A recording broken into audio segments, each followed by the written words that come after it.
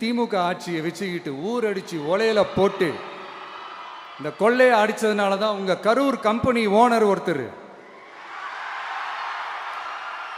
எங்க எங்க இருக்காருன்னே தெரியாம ஓடு ஓடு ஓடு ஓடு ஓடு ஓடு ஓடு ஓடு வராம் பாரு வேட்டக்காரன் ஓடினே இருக்கிறாரு. இன்னொருத்தர் ஃபாரின்ல போய் ஒளிஞ்சுக்கிட்டார். ஃபாரின் உடனே ஸ்டாலின் சார்ன்னு நினச்சிட போறீங்க. அவர் இல்லை. எனக்கு எப்பவுமே ஸ்டாலின் சார் மேலே ஒரு தனி பாசம் ஒன்று உண்டு. அவர் கிடையாது, இவர் வேற. சிங்கப்பூருக்கு செக்கப்புக்கு போனார்ல அவர். இன்னும் தோண்ட தோண்ட எத்தனை பேர் மாட்ட போறாங்களோ தெரியல. ஆயத்துறங்க சிஎம். அடாடா, உங்க சிஎம் நெஞ்சிலேயே குத்திட்டு வந்தீங்க பாருங்க, அதெல்லாம் வேற லெவல். பேசுங்க பேசுங்கன்றீங்க, பேசுனா எந்திரிச்சு ஓடிடுறீங்க. இனிமே பேச ஆரம்பிக்கிறதுக்கு முன்னாடி என்ன பண்ணணும் அப்படின்னா, ஒரு நண்பர் ஒருத்தர் சொன்னார், மாண்புமிகு பேரவைத் தலைவர் அவர்களே எல்லா டோரையும் இழுத்து லாக் பண்ணுங்க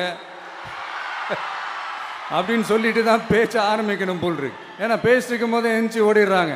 5 நிமிஷம் பேசினதுக்கே குளத்தூர்ல கொத்து பரோட்டா போட்டாங்க. இதுக்கு மேல பேசினா மொத்தமா முடிஞ்சிடும், பாத்துக்கங்க.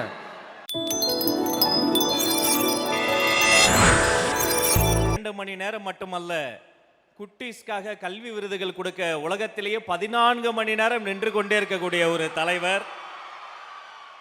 அந்த தங்கைகளின் அண்ணன்,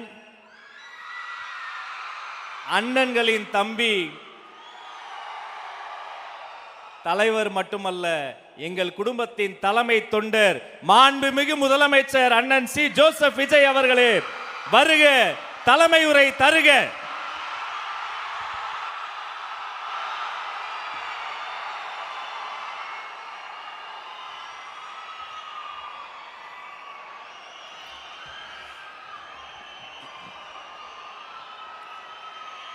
என் நெஞ்சில் குடியிருக்கும்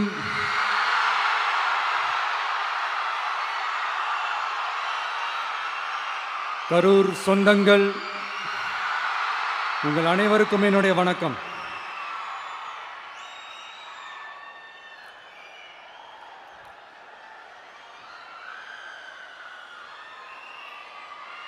ஒரு மனுஷன் லைஃப்ல எவ்வளோ பெரிய ஒரு உயரத்துக்கு போனாலும் மனசளவில் சில வலிகள், காயங்கள், அதை மறக்க முடியாது இல்லையா? எல்லார் லைஃப்லையும் அப்படி தான், நமக்கும் அப்படி தான். நிறையா வலிகள், காயங்கள் எல்லாத்தையும் தாண்டி தான் வந்திருக்கிறோம். ஆனால் எல்லாத்தையும் விட ரொம்ப ஜாஸ்தியான அந்த வலியும் அந்த காயமும் எனக்கு அந்த கரூர் சம்பவம் தான்.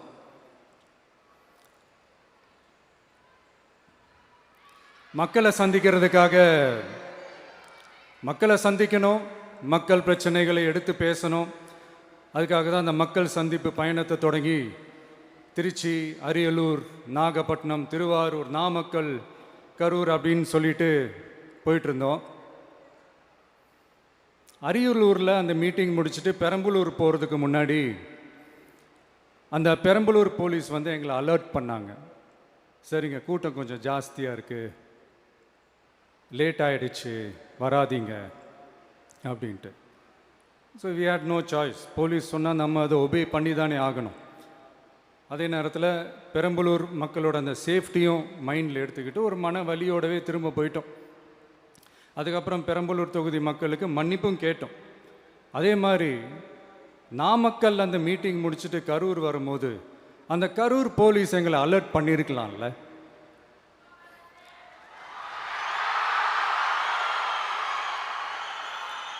இல்லை சார், இங்கே எதிர்பார்த்ததை விட கொஞ்சம் கூட்டம் அதிகமாக இருக்குது, கண்ட்ரோல் பண்ண முடியல, வராதிங்க. அண்ட் போலீஸ் நினச்சா அவங்க அந்த மீட்டிங்கே கேன்சல் பண்ணலாம். ஏதோ தப்பாக இருக்குது, ஏதோ தப்பாக தோணுது அப்படின்னு நினச்சிட்டாலே they have all the rights to cancel the meeting. எங்ககிட்ட கேட்கணும்லாம் ஒன்றும் அவசியமே கிடையாது. ஆனால் அதையெல்லாம் எதுவுமே செய்யாமல் அந்த ஹைவேல இருந்த அந்த ஸ்பாட்டுக்கு போலீஸே எங்களை உள்ளே கூட்டிகிட்டு வந்து விட்டு அந்த நாடகம்லாம் இருக்கு பாருங்க.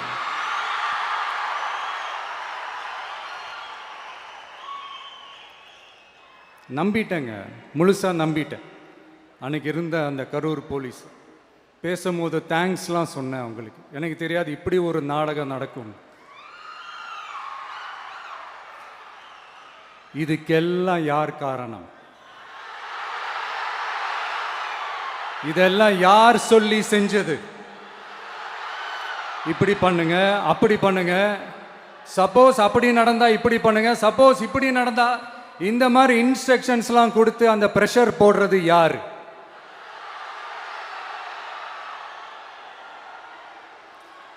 அந்த சம்பவத்தில் நம்ம யாரெல்லாம் இழந்திருக்கோம் தெரியுமா?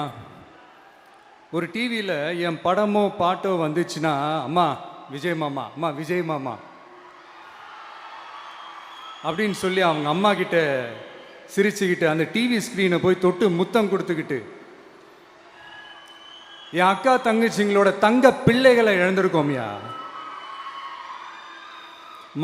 மழலை கூட சரியா வராதப்போ ஒரு பேப்பர் மேகசினில் என் ஃபோட்டோவை பார்த்தா அது சிரிச்சுக்கிட்டு அந்த கள்ளங்கபடம் இல்லாத அந்த சிரிப்பு, அந்த கடவுள் மாதிரி இருக்கிற அந்த பச்சை பிள்ளைங்களை இழந்திருக்கோம்யா. என் அக்கா தங்கச்சி அண்ணன் தம்பி குடும்ப உறவுகளை இழந்து அந்த வலியோட இருக்கிற என்ன நீங்க ஏளனமா பேசுறீங்களா? என் மேல பழிய தூக்கி போடுறீங்களா?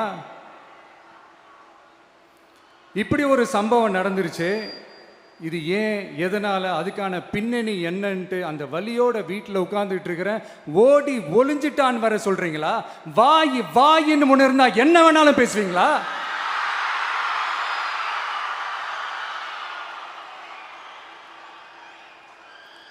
மக்களே, நான் உங்களையே கேட்குறேன். அன்னைக்கு அத்தனை க்ரௌடு இருந்துச்சு. அந்த க்ரௌடுக்கு தகுந்த மாதிரி போலீஸ் பாதுகாப்பு கொடுத்தாங்களா? இந்த இடத்தை எடுத்துக்க சொல்லி நாங்க தான் சொன்னோம்னு ஒரு போலீஸ் ஆபீசர் பேட்டி கொடுக்கிறாரு. அதுக்கு என்ன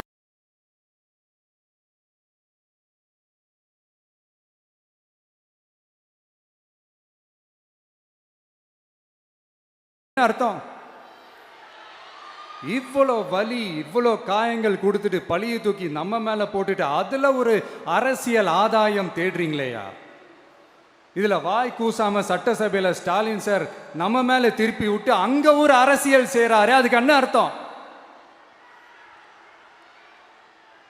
நமக்காக வந்திருக்கிற மக்களை காக்க வைக்கிறதுக்கு நான் ஒன்றும் ஆதாயம் தேடுற அரசியல்வாதியெல்லாம் கிடையாது. மக்களுக்காக அரசியலுக்கு வந்தவன் இந்த விஜய். எனக்காக எல்லாமும் கொடுத்த என் மக்களுக்காக எல்லாத்தையும் விட்டுட்டு மக்களுக்காக மட்டுமே அரசியலுக்கு வந்தவன் இந்த விஜய். அவங்களுக்காக நன்றி கடன் செலுத்துறதுக்காக மட்டுமே அரசியலுக்கு வந்தவன் இந்த விஜய். உங்களுக்கு தான் இந்த விஜயை பத்தி நல்லா தெரியுமே. ஆனா நம்ம எல்லாருக்குமே இத்தனை வலிகள் காயங்கள் கொடுத்தவங்களுக்கு இந்த 2026 தேர்தலில் தக்க பதிலடி கொடுத்துட்டீங்க. ஆனா அது மட்டுமே பத்தாது மக்களே, அது மட்டுமே பத்தாது. காலகாலத்துக்கும் எழுந்திருக்கவே முடியாத அளவுக்கு நிரந்தரமான ஒரு பதிலடியை நீங்க கொடுத்துக்கிட்டே இருக்கணும்.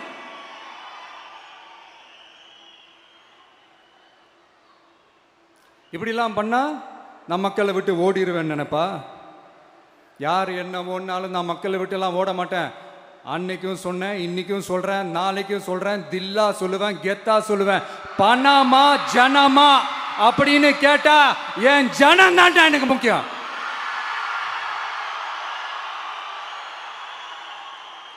மக்களே, உங்களை விட எனக்கு இந்த காசு பணம் முக்கியமா என்ன? இவ்வளோ குறைகள் நம்ம மேல சொல்றாங்களே, இப்போ நான் சொன்ன மாதிரி அவங்களால ஓப்பனா சொல்ல முடியுமா? அந்த தில்லு இருக்கா, திராணி இருக்கா? ஒரு கிடையாது. ஆனா நம்ம மக்கள் அமைச்சு கொடுத்த நம்ம அரச குறைகள் மட்டும் டிசைனா மாடலா குறைகள் மட்டும் சொல்லுவாங்க. ஒவ்வொரு டிபார்ட்மெண்ட்லயும் அந்த பார்ட்டி ஃபண்ட், அந்த கட்சி நிதின்ற பேர்ல அடிக்கிற கொள்ளையெல்லாம் இந்த தீய சக்தியா இருக்கட்டும், தீந்து போன சக்தியா இருக்கட்டும், ரெண்டு பேரும் மாறி மாறி இதே தான் செஞ்சிட்டு இருக்கிறாங்க. இதுல ஒரு ஹைலைட் காமெடி என்னன்னா, சட்டசபையில் பேசும்போது பார்ட்டி ஃபண்டுன்னு தான் சொன்னேன். அது எந்த பார்ட்டி, என்ன ஃபண்டு, யாரு, என்ன பேரு, எதுவுமே சொல்ல. பார்ட்டி ஃபண்டுன்னு சொன்னவனை எடுத்தாங்க பாருங்க ஒரு ஓட்டம். எனக்கே ஃபஸ்ட்டு புரியல, ஏன்பா ஓடுறாங்க, அப்படி என்ன நம்ம இப்போ சொல்லிவிட்டோம். அதான் அந்த குற்றம் உள்ள நெஞ்சுக்கு தான் குறுகுறேங்கும். இது எப்படி இருக்கு தெரியுமா, எங்கள் அப்பா பீரோக்குள்ளே இல்லை, எங்கள் அப்பா பீரோக்குள்ளே இல்லை அப்படின்னு சொல்கிற மாதிரி. ஐயோ ஏன் கேட்குறீங்க, இவங்களோட செம்ம கூத்தாக இருக்குங்க, செம்ம ஃபன்னாக இருக்கு. சென்னையில் ஒரு பாலம் கட்டுறதுக்காக நார்மலாக ஆகிற செலவை விட அதிக செலவில், கிட்டத்தட்ட டபுள் மடங்கு செலவில் ஒரு டெண்டர் ஒன்று விட்டுருக்குறாங்க. அதையெல்லாம் தோண்டி எடுத்து அதெல்லாம் இப்போது கண்டுபிடிச்சி கேன்சல் பண்ணியிருக்கிறோம். இன்னும் எத்தனை கோடி ஊழல், எத்தனை லட்சம் கூடல் தோண்ட தோண்ட வருமோ எங்களுக்கே தெரில. ஒவ்வொரு முகமுடியாக கிழியுது. ஐயோ இந்த விஜய் ஒவ்வொரு கதையாக எடுத்து வெளியில் விட்டுருவான் போலேன்ட்டு திரும்புகிற பக்கம்லாம் கதறல் கதறல் கதறல், காதலேருந்து ரத்தம் வராத குறை. ஆமாம், இப்படி ஊழல்லே ஊறி போனவங்க இப்படி தான் இருப்பாங்க. இந்த 50-55 நாட்களில் அங்கே செஞ்ச சில விஷயங்கள்லாம் சட்டசபையிலே எடுத்து சொன்னேன். பட் இங்கே ஒரு சில விஷயங்கள் சொல்லணும்னு நினைக்கிறேன். இந்த மின்சாரத்துறையில் இதுக்கு முன்னாடி போட முடியாமல் இருந்த அந்த பதவி உயர்வை வந்து இப்போ தான் எங்களால் போட முடிஞ்சுது. அதுக்காக ஒரு அக்கா அழுதுகிட்டே ஒரு நன்றி சொன்னாங்களே, அதெல்லாம் உங்கள் கண்ணில் படாது அந்த வீடியோலாம், குறை சொல்கிறவங்களுக்கு. அடுத்து லஞ்சம்லாம் ஒழிக்க முடியாது, ஊழல்லாம் ஒழிக்க முடியாது, அதெல்லாம் பிளட்டிலேயே ஊறி போய் இருக்கு அப்படின்னு சொன்னவங்க போய் ஒவ்வொரு கவர்மெண்ட் ஆஃபீஸாக பாருங்க, ஒரு பைசா லஞ்சம் இல்லை, ஒரு பைசா ஊழல் இல்லை, வேலையெல்லாம் சும்மா டக்கு டக்கு டக்குன்னு நடக்குது. ஒரு பெரியவர் ஒருத்தர் சொல்றாரு, தம்பி வேலையெல்லாம் நடக்குது, ஆனால் அதையும் தாண்டி எங்களுக்கு மரியாதை கொடுக்குறாங்க தம்பி, உட்கார வச்சுலாம் பேசுகிறாங்க. இதெல்லாம் இதுக்கு முன்னாடி நடந்ததே இல்லை. அவனை போய் பாரு, இவனை போய் பாரு, இந்த ஆஃபீஸரை போய் பாருன்னு சொல்லி அலைய விடுவாங்க. இப்போ லஞ்சம் இல்லை, ஊழல் இல்லை, வேலையெல்லாம் உடனே நடக்குது. மக்கள் அப்படி ஒரு பெருமூச்சு ஒன்று விடுறாங்க. அதை பார்த்து நமக்கு அப்படி ஒரு ஹாப்பினஸ். இதுக்கு மேலே என்ன வேணும்? ஏன் இதெல்லாம் பண்ண முடியாது? மனசுன்னு ஒன்று இருந்தால் பண்ணலாம். இப்போ பண்ணலை. அதே மாதிரி இந்த L&T நிறுவனத்தோட 18,600 crore 3 திட்டங்கள் அந்த ஒப்பந்தம், அந்த கையெழுத்து போட்டிருக்கிறோம். கிட்டத்தட்ட 8,200 பேருக்கு வேலை வாய்ப்பு. நான் சொல்கிறது அந்த 3 மாவட்டத்தை சேர்ந்தவங்களுக்கே அவ்வளோ வேலை வாய்ப்பு. குறுவை சாகுபடிக்காக 134 கோடியில் அந்த சிறப்பு தொகுப்பு திட்டம் அறிவிச்சிருக்கிறோம் நம்ம விவசாயிகளுக்காக. இப்போவும் சொல்கிறேன், நம்ம விவசாய பெருமக்களே, உங்களோட இந்த அரசு கூடவே நிற்கும். பெண்கள் பாதுகாப்புக்காக சிங்கப்பெண் அதிரடி படை, அது உங்களுக்கு நல்லா முன்னாடியே தெரியும். வரப்போகிற அறிஞர் அண்ணா அவர்களுடைய பிறந்த நாளில் உங்கள் அண்ணனுடைய அரசில் தாய் மாமன் தங்க மோதிர திட்டம் அறிவிக்கப்படும். இதெல்லாம் கேட்டாங்களே, வாக்குறுதி கொடுத்தீங்களே, என்னாச்சு என்னாச்சுன்னு. இந்த தீய சக்தி மாதிரி ரீல் தாய் மாமன்லாம் கிடையாது, ரியல் தாய் மாமன். எப்படி ரியல் தாய் மாமன்.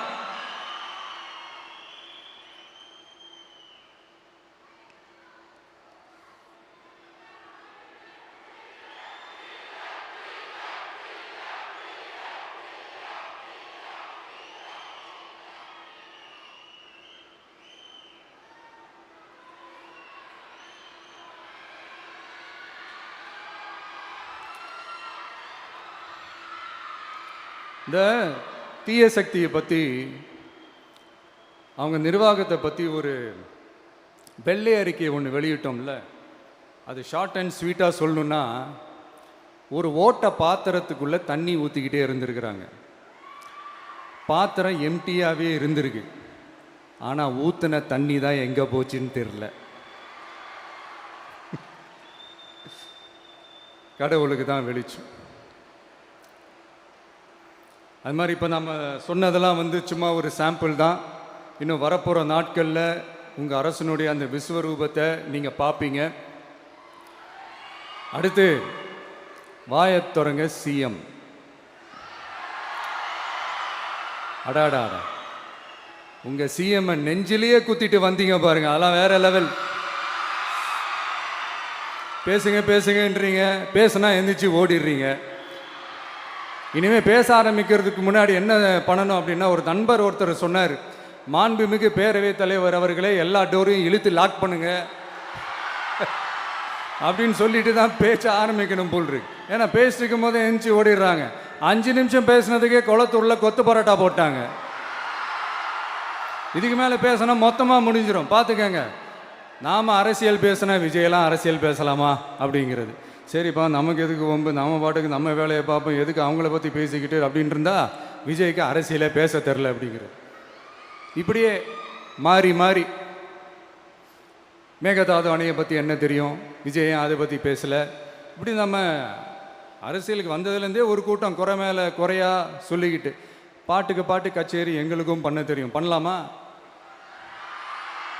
இந்த மேகதாது அணை சம்பந்தமான அந்த வழக்கில் தமிழ்நாட்டோட பெட்டிஷனை சுப்ரீம் கோர்ட் எப்போ ரிஜெக்ட் பண்ணுச்சு? அப்போ யார் ஆட்சியில் இருந்தா?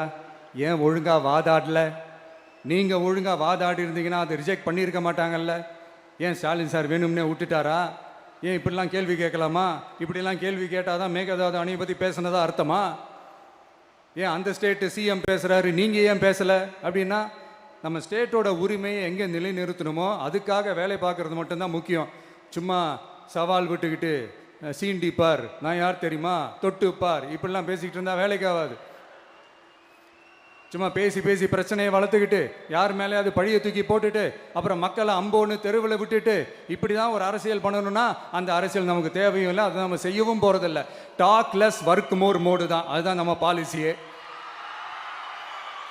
அதனால தான் சட்டசபையில் அந்த அரசினர் தீர்மானம்னு சொல்லி ஒன்று கொண்டு வந்தோம். அது எப்படி டு டேக் இட் ஃபார்வர்ட் எப்படி கொண்டு போகணுமோ அதை சரியாக செய்வோம். சென்ட்ரல் கவர்மெண்ட்லேருந்து அந்த டீலிமிட்டேஷனை திரும்ப கொண்டு வர போகிறதா ஒரு பேச்சு ஒன்று அடிபடுது. யார் என்ன டீலிமிட்டேஷன் கொண்டு வந்தாலும் தமிழ்நாடு அது ஒத்துக்காது. நமக்கான இடத்த யாரும் பறிக்கவும் முடியாது, அது பறிக்கவும் விட மாட்டோம். இப்படி நாம் இருக்கும்போது இந்த தீய சக்தி திமுக எங்கே போய் நிற்குது, யார் கதவை தட்டிக்கிட்டு நிற்குது, அது உங்களுக்கே நல்லா தெரியும். மக்களே, இந்த தீய சக்தியும் தீந்து போன சக்தியும் வேறலாம் இல்லை, கூட்டு களவாணிங்க. சொல்ல முடியுமா அவங்களால? எங்களுக்குள்ள ஒட்டும் இல்லை, உறவும் இல்லை, அறிவிக்க முடியுமா, நிரூபிக்க முடியுமா? இந்த வரப்போகிற இடைத்தேர்தலில் அதை நிரூபித்து காட்டுங்க, அப்புறமா பேசுங்க. மக்களை, என் மனசை விட்டு கரூர் எப்பவும் நீங்கவே நீங்காது. நமக்கு ஏற்பட்ட வேதனையான சம்பவத்தை, நமக்கு எதிராக நடந்த சதிய சூழ்ச்சிய இனி வர்ற ஜென்ரேஷனும் அவங்களுக்கு தெரியப்படுத்தணும்ல. அதுக்காகவே இனி ஒரு அரசியல் சதிய, அரசியல் சூழ்ச்சிய யாரும் யோசிக்கவே கூடாதுன்றதுக்காகவே கரூரில் ஒரு நினைவு சின்னத்தை நம்ம டிவிகே சார்பா அமைக்கப்படும் அப்படின்றத அறிவிக்கிறோம். அப்புறம் கரூர்லேருந்து ஒட்டுமொத்த தமிழ்நாட்டு மக்களுக்கும் சொல்கிறேன், உங்கள் டிவிக்கு அரசு உங்களுக்காகத்தான் உழைக்கும். அடிப்படை வசதிகளை முதல்ல நிறைவேற்றணும். ஒரு பக்கம் நிதி நிலைமையை சரி செஞ்சுக்கிட்டே இன்னொரு பக்கம் அப்படியே நாம் சொன்னதில் ப்ரையாரிட்டி பார்த்து ஒவ்வொன்றா படிப்படியாக நிறைவேற்ற ட்ரை பண்ணுவோம். இது எப்பவும் உங்களுக்கான அரசாக தான் இருக்கும். இந்த விஜய் உங்கள் விஜயாக தான் இருப்பான். நீங்கள் உரிமையோட உங்கள் கவர்மெண்ட்டை நீங்கள் அணுகலாம்.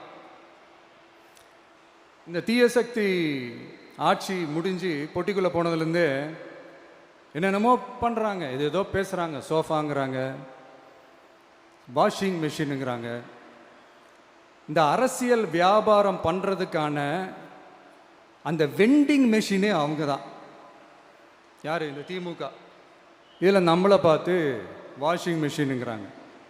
எலெக்ஷனில் ஓட்டுக்கு காசு கொடுக்குற அந்த கலாச்சாரத்தையே, அந்த கல்ச்சரை அடித்து நொறுக்கி இருக்கிறோம்.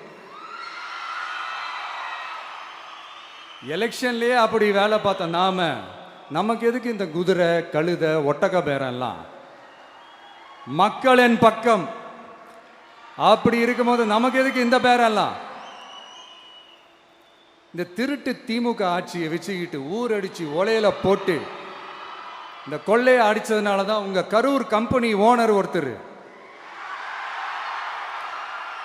எங்க இருக்காருன்னே தெரியாம ஓடு ஓடு ஓடு ஓடு ஓடு ஓடு ஓடு ஓடு வராம் பாரு வேட்டக்காரன் ஓடினே இருக்கிறாரு.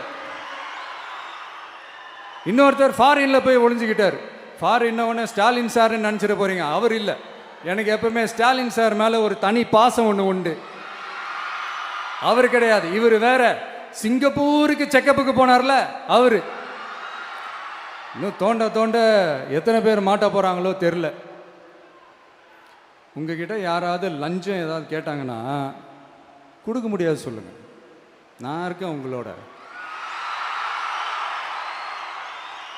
அப்படியே யாராவது ஃபோர்ஸ் பண்ணாங்கன்னா இது எங்க மகன், எங்க புள்ள, எங்க அண்ணன், எங்க தம்பி, எங்க விஜய், எங்க விஜயோட ஆட்சின்னு ஸ்ட்ராங்கா சொல்லுங்க. மக்களே, நீங்க கூட இருக்கும் போது லஞ்ச ஊழல் மட்டும் இல்லை, அதிகாரத்தை வச்சு ஆட்டம் போடுற யாரா இருந்தாலும் அடங்கிடுவாங்க. இந்த கடமை, கண்ணியம், கட்டுப்பாடுன்ட்டு ஒரு காலத்தில் கொள்கையோடு இருந்த கட்சியெல்லாம் இன்னைக்கு எப்படி இருக்கான்னு உங்களுக்கே தெரியும். அதாவது இந்த டிவிகே கட்சியோட தலைவரை எதிர்க்கிறதுல ஒரு நியாயம் இருக்கு. ஏன்னா உங்க பொழப்புல மண்ணள்ளி போட்டான். என்ன இந்த ஊழல் லஞ்சம்லாம் பண்ண மாட்டேன்னு சொல்லி உங்க அரசியலையே ஒரு தெருமுனைக்கு கொண்டாந்து விட்டான். மக்கள் வேற அவனை தான் நம்புறாங்க. ஸோ இந்த விஜயை எதிர்க்கிறதுல ஒரு அரசியல் நியாயம் இருக்குது, அதை புரிஞ்சுக்கலாம். ஆனால் இன்னைக்கு இந்த விஜயை மக்கள் ஓட்டு போட்டு ஜெயிக்க வச்சு ஒரு தீர்ப்பை கொடுத்து மக்களுக்காக வேலை செய்யறதுக்காக முதலமைச்சராக உட்கார வச்சிருக்கிறாங்க. என்னமோ இன்னமும் நீங்க தான் ஆட்சியில் இருக்கிற மாதிரி. விஜய் கரூருக்கெல்லாம் போகக்கூடாது, விஜய் இங்கே போகக்கூடாது, அது செய்யக்கூடாது, இது செய்யக்கூடாதுன்னு எனக்கு புரியலையே. ஆட்சியில் இருக்கும் போது தான் இவ்வளோ கட்டுப்பாடெல்லாம் போட்டீங்க, எஸ்ஓபிஸ்லாம் போட்டீங்க, ஸ்டாலின் சார் ஆப்ரேட்டிங் ப்ரொசீஜர்லாம் போட்டீங்க. இப்போவும் அதே பண்ணிட்டு இருந்தீங்கன்னா என்ன சார் நியாயம்? இல்லை, நான் தெரியாமல் தான் கேட்குறேன். இன்னும் கனவுலையே இருக்கிறீங்களா? முதல்ல முழிச்சு வாங்க, ரியாலிட்டிக்கு வாங்க. உங்கள் ஆட்சியெல்லாம் வீட்டுக்கு போய் டிவிக்கேன்னு ஒரு ஆட்சி வந்து ரொம்ப நாள் ஆச்சு. ஒழுங்கா படி, ஒழுங்கா படி என்று சுப்ரீம் கோர்ட் ஓங்கி மண்டேலியே நறுக்கு நறுக்கு நறுக்கு என்று செம்மட்டியாலே அடிச்சும் இந்த திமுக முழிச்சிக்கல அப்படின்னா அப்போ கொஞ்சம் கஷ்டம்தான். வெற்றி தோல்வியெல்லாம் அரசியலில் சகஜம் சார். அதுக்காகலாம் வெறி பிடிச்சி இந்த பதவி வெறி பிடிச்செல்லாம் அலைய தேவையில்லை. நல்ல விதமாகவே சொல்கிறேன், நியாயமான அரசியல் பண்ணுங்க. ஓ, அதுதான் உங்களுக்கு தெரியாதுல்ல? இந்த தீய சக்தி திருத்தவும் முடியாது, அவங்களா திருந்துவாங்கன்னு பார்த்தா அதுவும் நடக்க போகிறதில்ல. அதனால் வரப்போகிற இடைத்தேர்தலில் மக்களே இந்த தீய சக்தி திமுகவை நல்லா வெச்சு வெளுத்து விடுங்க. கான்ஃபிடண்டா இருங்க மக்களே, நல்லதே நடக்கும், வெற்றி நிச்சயம். மீண்டும் சந்திக்கும் வரை நன்றி, வணக்கம்.